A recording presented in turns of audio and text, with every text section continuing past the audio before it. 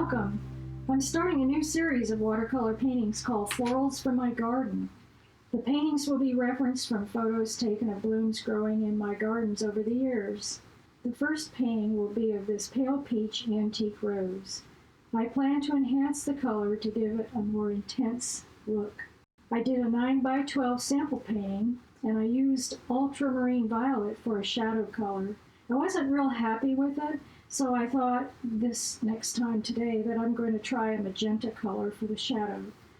I will demonstrate a smaller version of this painting on a 7x10 piece of hot press paper. And this sample painting was done on 140 cold press paper.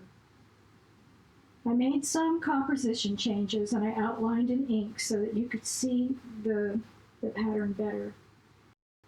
Okay, that is the sketch and the copy in black and white. Now those will be available on my Facebook page, Paint Your Garden in Watercolor, if you'd like to try these paintings. You can see there's a little bit of a change in the composition there. I tried to simplify it a little bit. The palette for today will be Daniel Smith, Quinacridone Coral, Lemon Yellow, and Thalo Turquoise, Holbein Hooker's Green, Winsor & Newton Permanent Rose, Ultramarine Violet, Permanent Magenta, and American Journey Sky Blue, and just a tiny bit of Quinacridone Gold for the center of the bloom.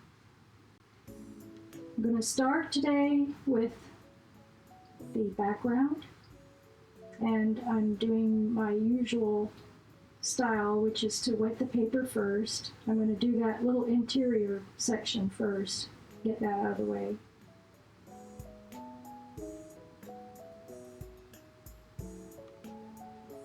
I'm using a variety of flat brushes and round brushes today. That's the American Journey Sky Blue.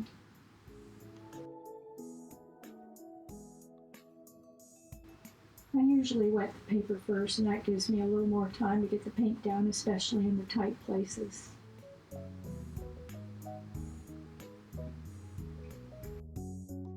I'm going to use a little pinch of salt. That'll give just a little bit of interest and texture to the background. I usually work section by section, and when I wet the paper with water, I go a little bit farther beyond where I'm going to put the paint. That way I never have a dry edge. You run into problems when you have those dry edges. You don't get a nice even wash.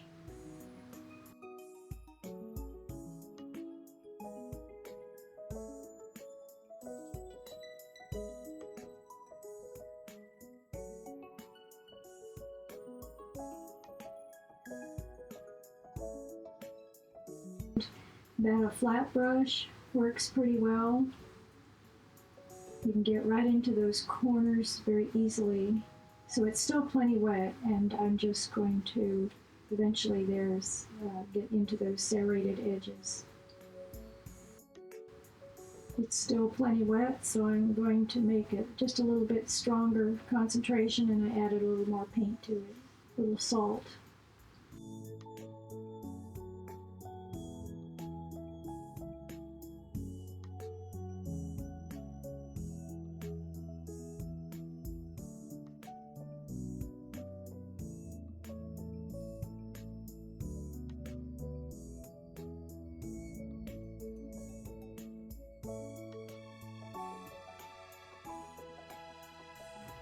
Sometimes it's a little more difficult to work with the hot pressed paper. It tends to sit on the surface a little bit longer, and it's more difficult to get an even wash.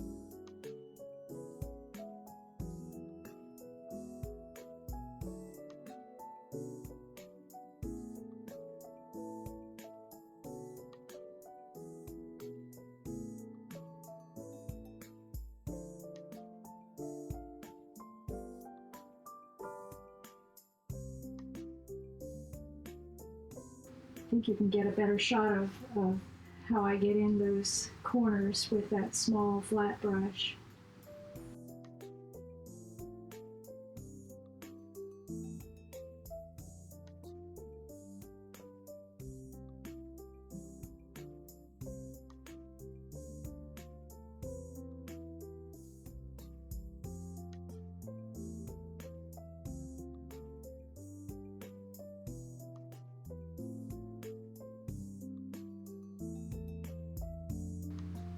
When I finish with this last section, I will need to let that dry for a little while before I get started on the rest of it.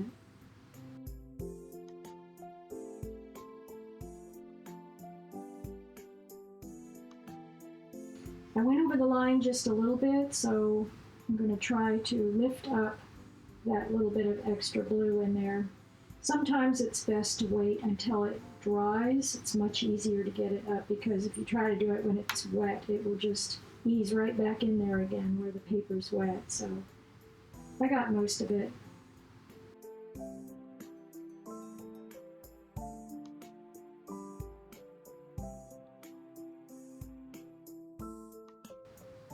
It's dry now, and you can see some of the effect of the salt.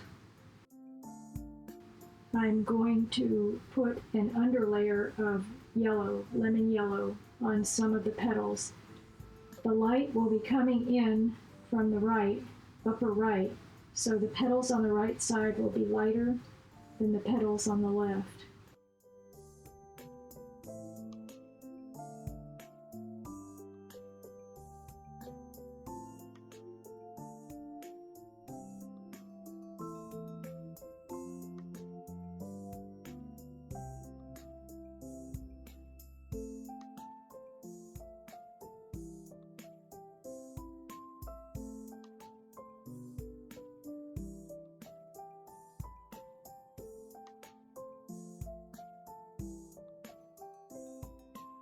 The reason I skip around a little is because I don't want two petals that are both wet to touch each other because the paint runs into it and causes blooms.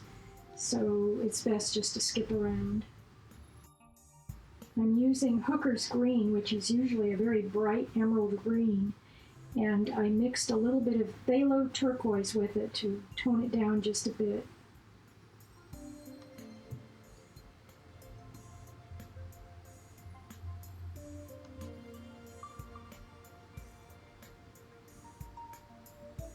And because the leaves aren't perfectly flat, they're V-shaped just slightly, so I'm going to make one side darker and the other side a little bit lighter.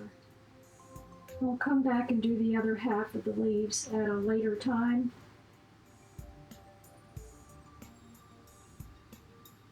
I have a bit of an unusual mixture to get that peachy color. I have mostly permanent rose with lemon yellow and just a little bit of Quinacridone coral.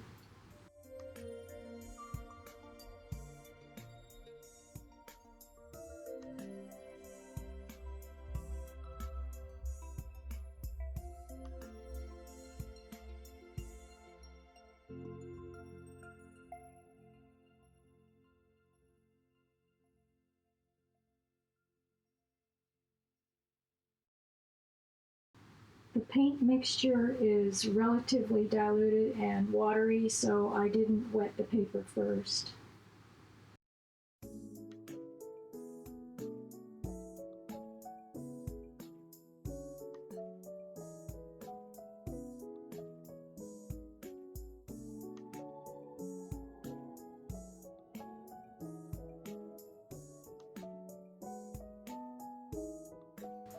The yellow is dry enough, so I'm just painting right over the yellow.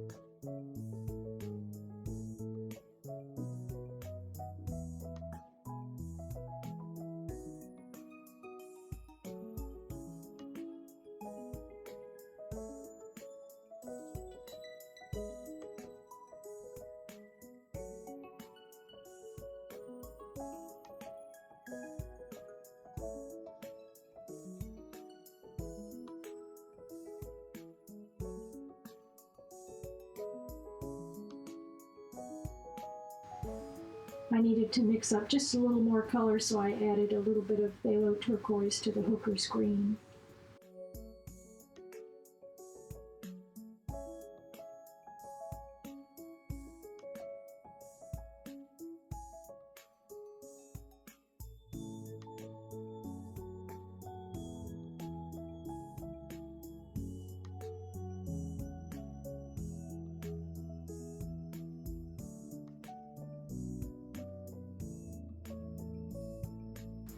That leaf will be a little darker because it's underneath one of the petals.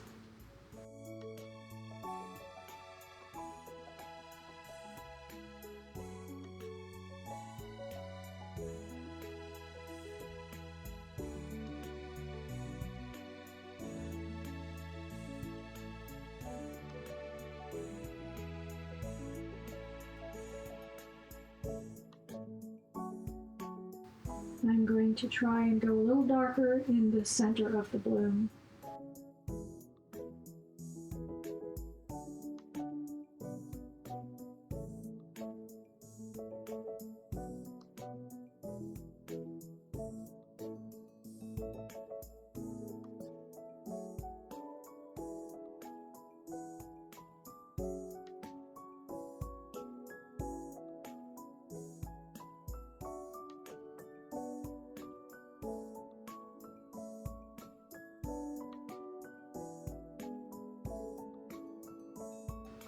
I saw a couple of little back runs on that petal, so I just re-wet it and went over it again.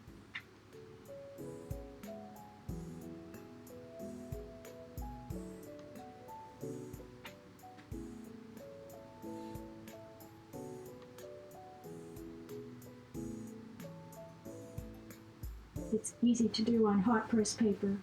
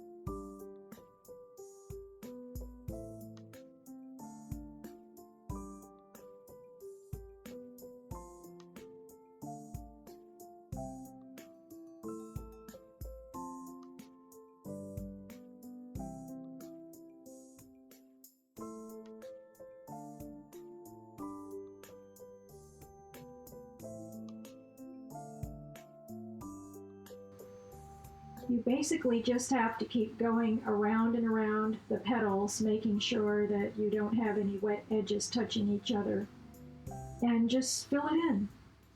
And if the layers are dry enough, you can start painting another layer on top of the underlayer.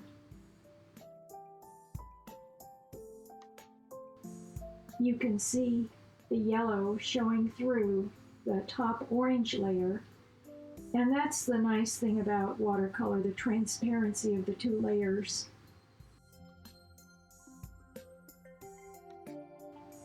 I've started using the shadow color now, the magenta, and I did mix a little bit of the orange peachy mix with the magenta.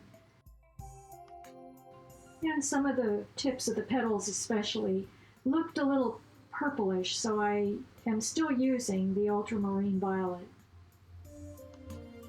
but not so much as a shadow color.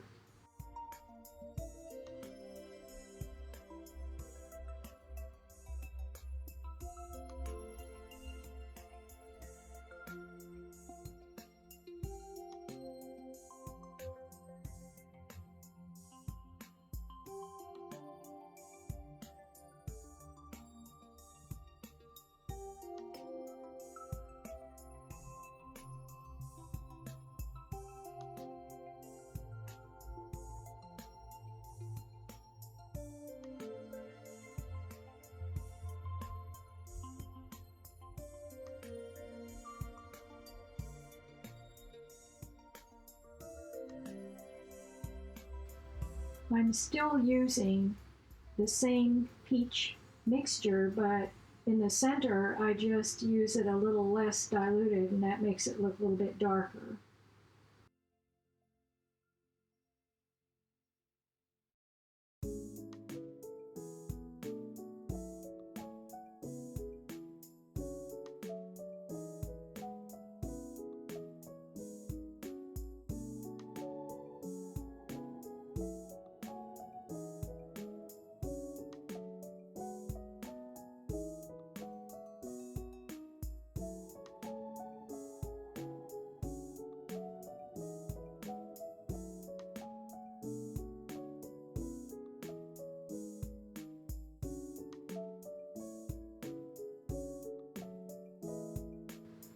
The permanent magenta is a pretty strong color, so I did tone it down with the peach mixture, and then I had to get the plate out and try to dilute it down a little bit because it was pretty strong.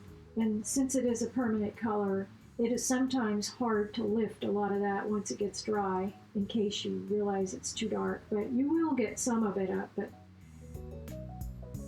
it is a pretty permanent color, so you need to be careful not to make it too strong when you put it on.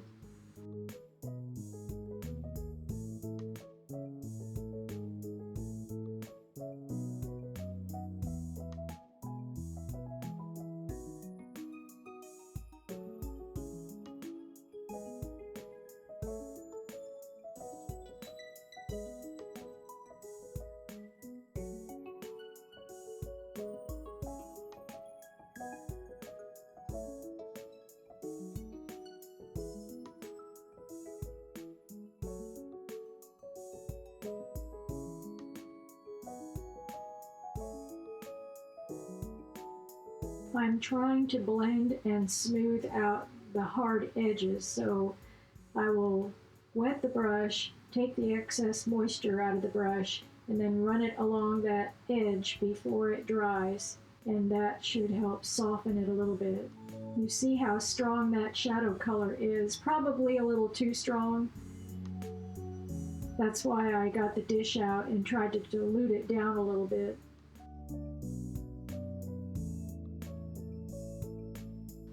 This petal and the previous one seem to have the most shadow area, and so I'm trying to make them the darkest.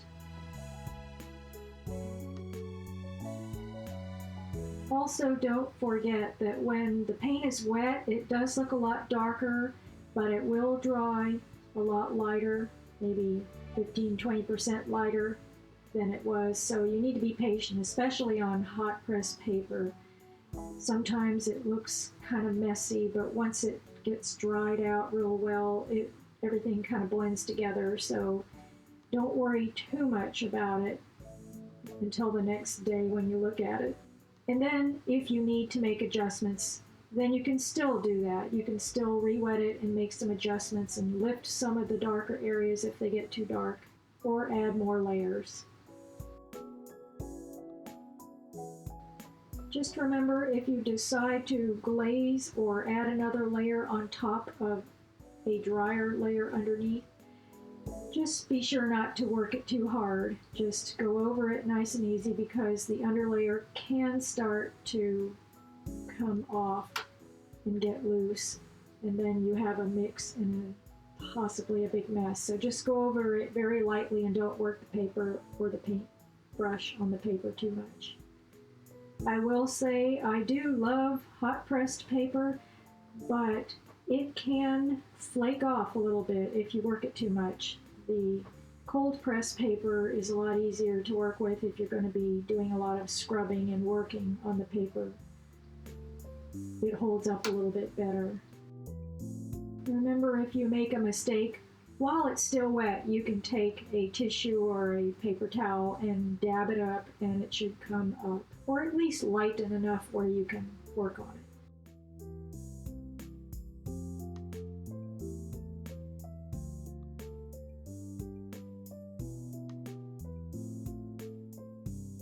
Turning back to the leaves now, I'm putting a glaze of yellow on one side of each leaflet.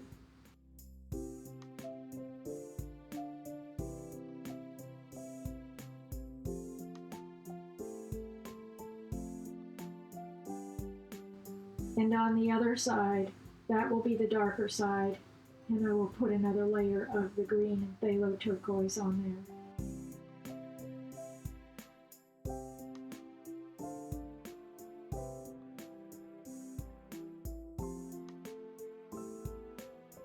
Since both sides of the leaflets were wet, I made sure I left a space running down the mid-vein that stayed dry. That way the yellow didn't run into the green or the green didn't run into the yellow. You may get a bloom if you let them touch, so I was just real careful to leave a space running down the mid-vein where I did not paint. As I said before, the permanent magenta is pretty permanent once it dries, and I decided that petal on the edge was a little bit too dark, so I was trying to lift out some of that permanent magenta. I got a little bit off, but not much, so it's just going to have to stay that way. And remember, I won't be able to work it too much because the paper, the fibers on the paper will loosen up and they will start coming up. They'll start flaking off, so to keep in mind, you won't be able to work it too much.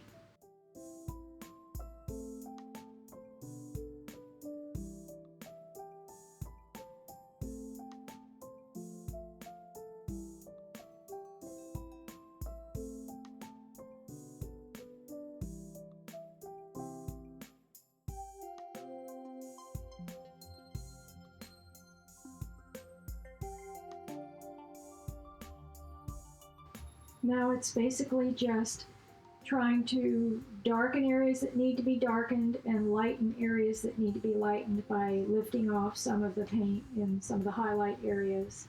It just takes time.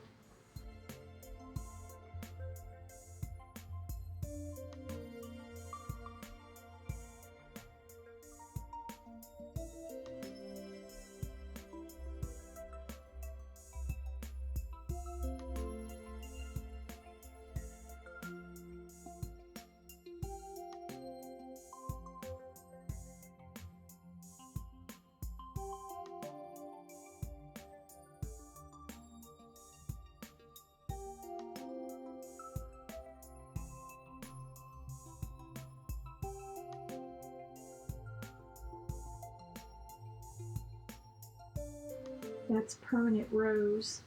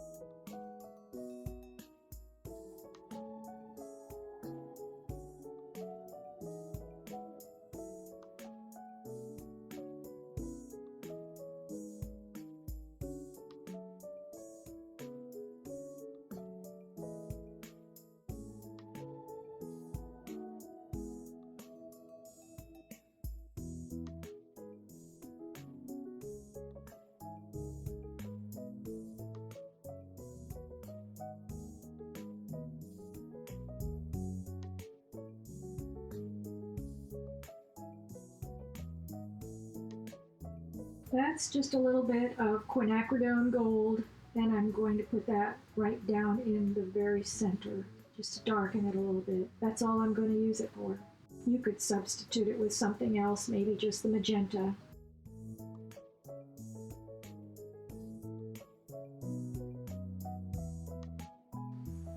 I'm lifting out the mid vein, and I will lift out a little bit of the side veins. Not too much, just a subtle look.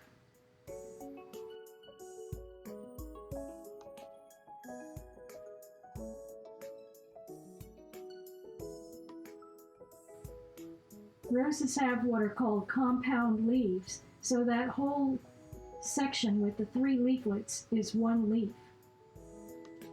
They have 3 leaflet leaves and 5 leaflet leaves. I'm not lifting out too much, just enough to show a subtle pattern.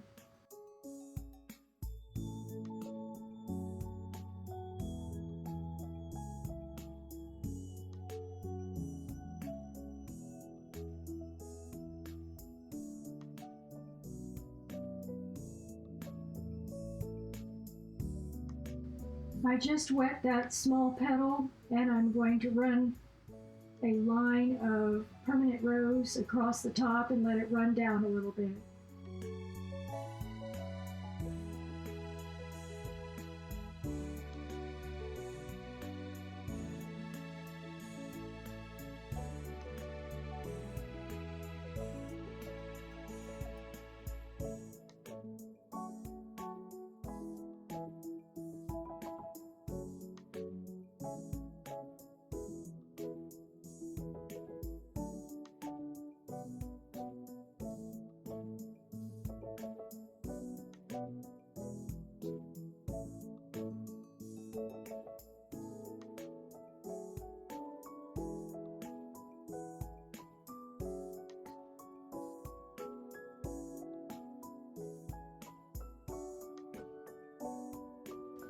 I'm just defining that edge a little bit more with some ultramarine violet.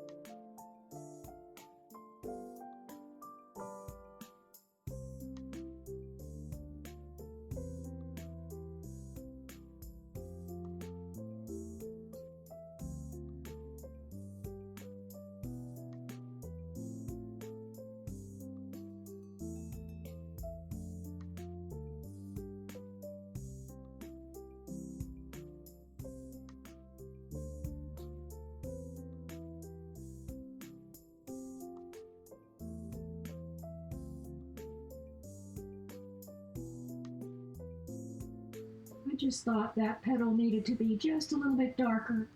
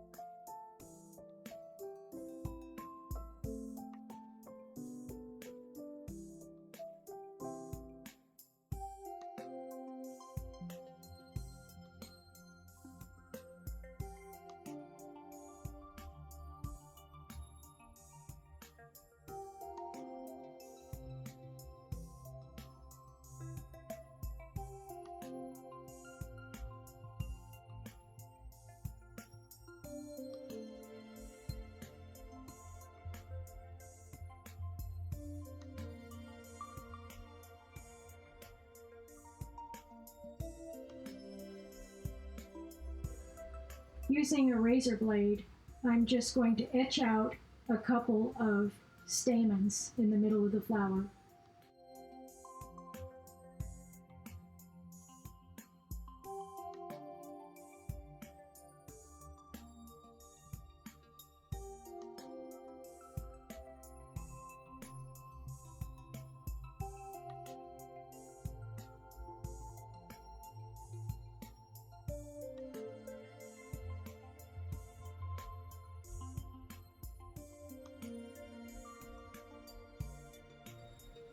Off camera, I did decide there were a couple of shadow areas that were a little bit darker than I wanted, and so I did lighten those up.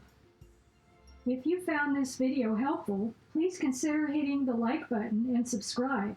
It would be much appreciated. Thanks for watching, and I'll see you next time.